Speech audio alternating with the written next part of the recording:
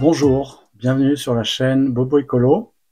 Aujourd'hui, nous allons parler de l'empreinte carbone de l'épargne que nous plaçons à la banque.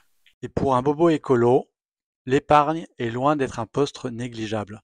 En 2022, Oxfam France a publié un rapport sur l'empreinte carbone des banques. Le rapport s'intitule Banque, des engagements climat à prendre au 4e degré. Le rapport révèle que l'empreinte carbone des 6 premières banques françaises représente près de 8 fois les émissions de la France entière.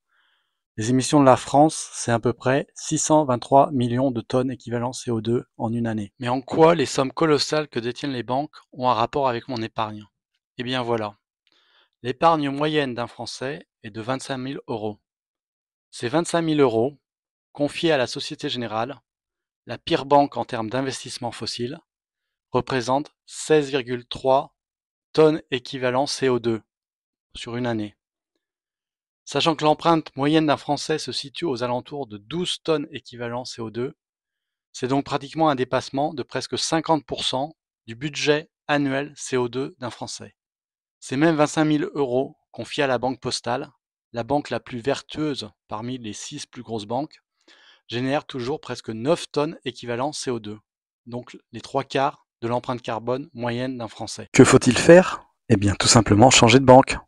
Personnellement, j'ai fait le choix de la banque Helios, qui est très bien classée, notamment sur le site moralscore.org. Et je vous mets mon code de parrainage qui vous permettra de bénéficier de 3 mois gratuits. À bientôt.